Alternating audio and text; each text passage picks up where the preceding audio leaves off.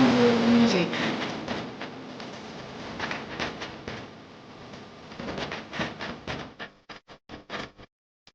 Welcome to the uInterview podcast. I'm uInterview founder Eric Mears.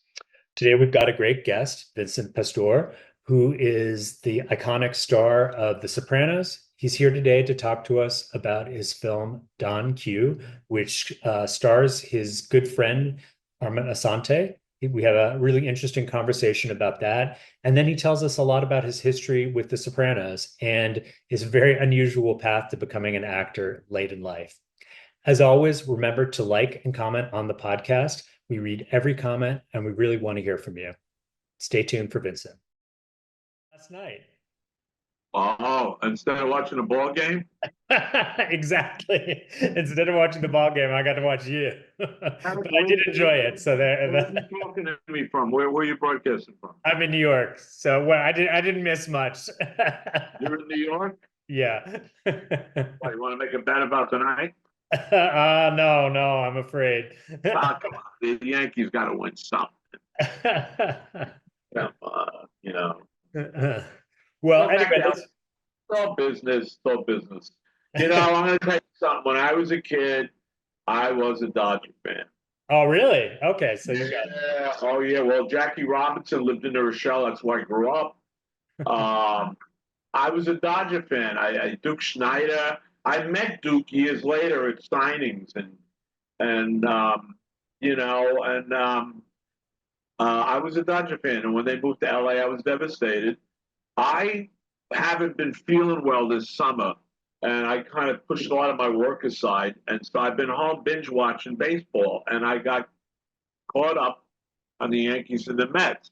So being a New Yorker like yourself, I wanted a Subway Series. We're not going to get that. So we end up playing with the Dodgers. And let me tell you something. The Dodgers are kicking butt. Yeah, they're pretty damn good, right? Fighting for the kick butt. Yeah, yeah. Okay, so let's jump into Don Q. So Okay. kind of a fun role for you because you get to play yourself.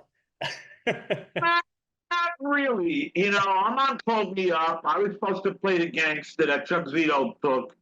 Armand said, you should play the actor. I said, I don't see any lines. He said, we're going to make them up. And I came up with the name of Smash from my TV show because in my own play, which I'm producing and casting tonight, Go Crazy Horse, there's a character called Smash in my play, and there was a real guy named Smash that used to come to my club. So the show is called Smash. So as you saw, Armand's character, Don Hughes, watching TV, he thinks I'm a real guy, and then he sees me in the restaurant, he does this. And I get caught in. We're going to go on a hit. Okay. And then it becomes hysterical because, we're going to kill somebody. All that stuff we made up, God bless Claudio, because David Chase would never let us make up one line.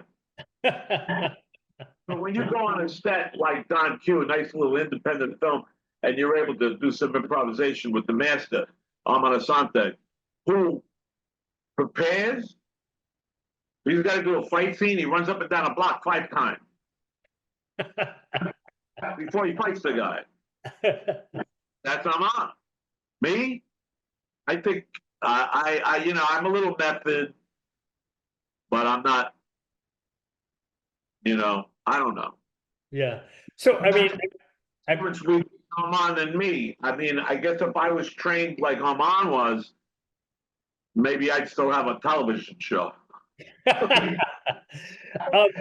so I mean, it must be curious for you because since you were so prominently in The Sopranos and have played a bunch of mob-related characters, you must get people like this who kind of like think you're part of the mob, like fans like this that are.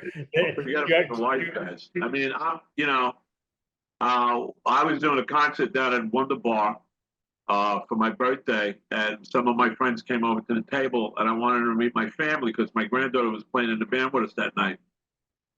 So my ex-wife, when my friends walked away, my ex-wife said, "Who are those guys?" I said, "They're the gangsters." She said, "Yeah." I said, "How do you think I learned how to play these roles?"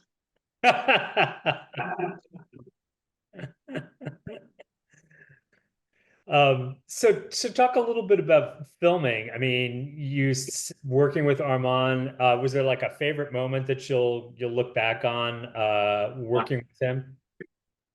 Well, we did Gotti many years ago. In fact, they're going to honor us on Amman at the Garden State Film Festival in November, and they're showing Gotti, and I'm hoping to get down there, and Aman's going to be there. That started it. You know, when you get called in for HBO and you audition for Gotti, everybody knew who the hell Gotti was in New York. We knew who he was. In fact, true story.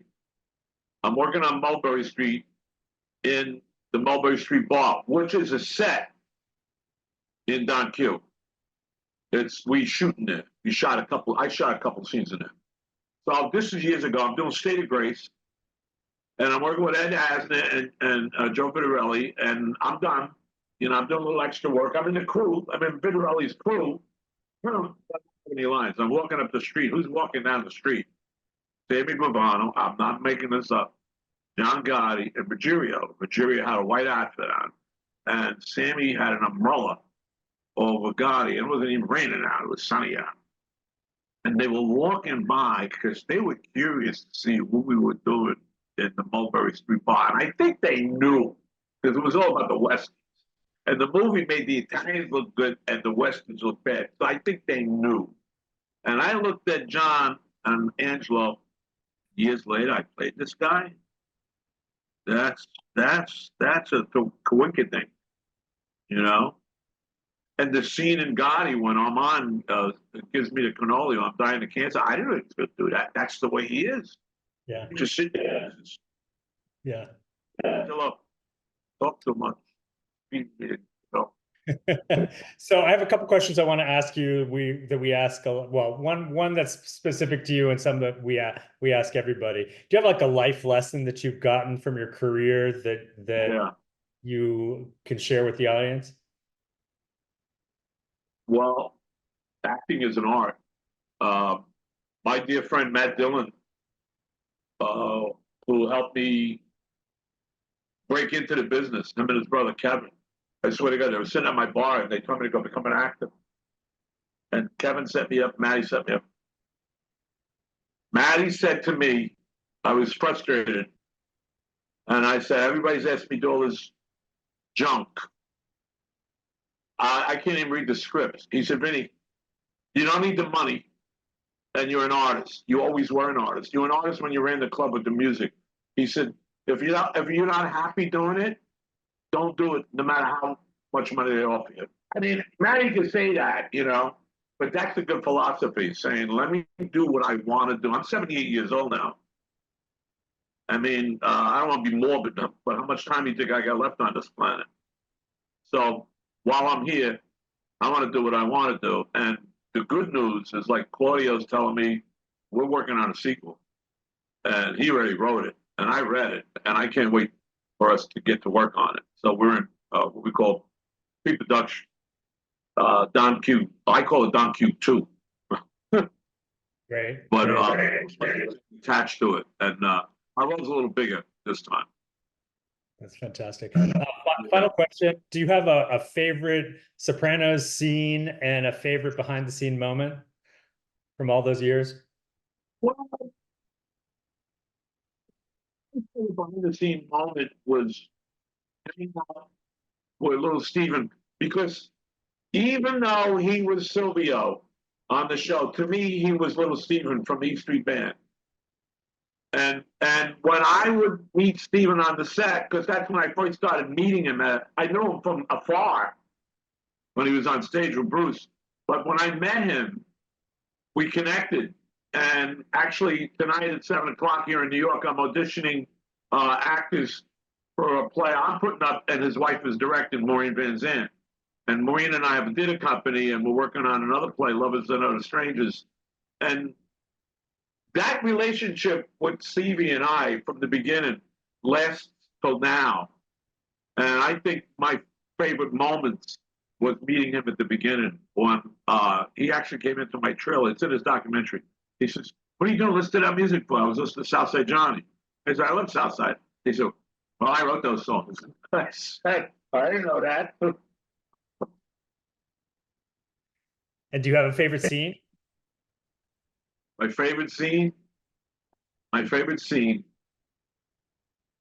was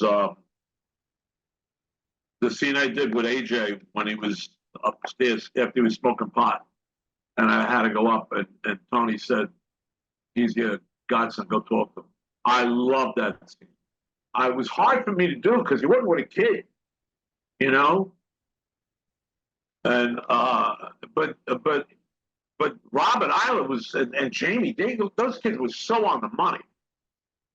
But that was and I tell that when I see Robert, and he because he gave me that innocence, and I was drawn from that, and I was also playing that I got a wire on me. I'm a rat. They're listening to everything I'm doing, but I don't care. That's why I said I love your father, and they're trying to figure it out. That I'm crying. That's my favorite. Yeah, yeah. So sorry, just one more thing. You alluded to for at the beginning about how you got your start through Matt Dillon, but how was that a beginning for you? Because you didn't come from an acting background to get into it and then to become so huge. Well, I was doing some community theater, and my club, the Crazy Horse in New Rochelle, I had a design almost like the stage in a theater with the lights and everything. And I was putting more money into that into any other part of the bar. And I hired people from theater company come over. So I had a little of that in me. I had done community theater. I did 12 Angry Men. I did Anything Goes, Guys and Dolls, Fiddle on the Roof, all that.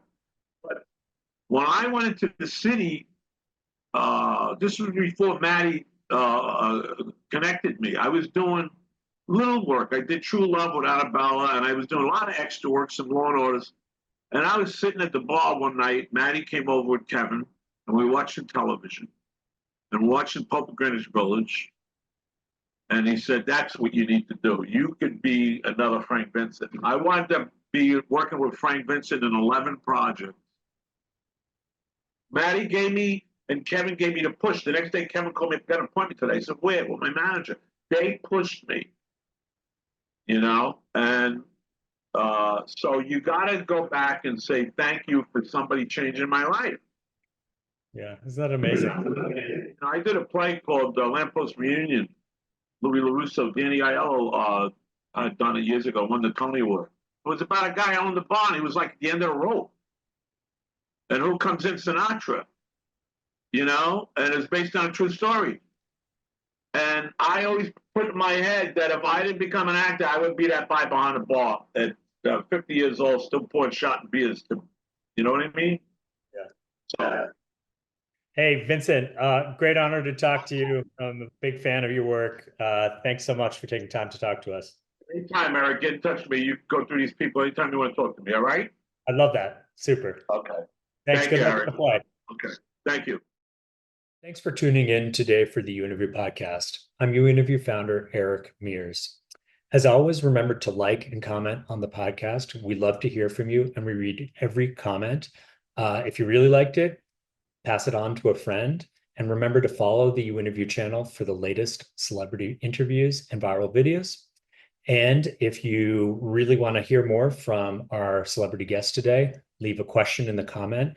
If we get enough great questions, we will try to get them back and do our signature uInterview with them with all fan questions. Have a great day.